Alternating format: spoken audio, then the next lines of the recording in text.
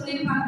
அப்ப நமக்கு யாருமே தெரியாது, அவர் யாருமே தெரியாது, நமக்கு சரியா ஜெபிக்க தெரியாது, சரியா வேலை வாசிக்க தெரியாது, சரியா தேவ சமூகத்துல உட்கார்ந்து தெரியாது. அந்த டைம்ல யாரோ உங்களுக்கு சொல்றாங்க, நீங்க ஜோபடுங்க, கர்த்தர் உங்களுக்கு சுதந்திரவாரு.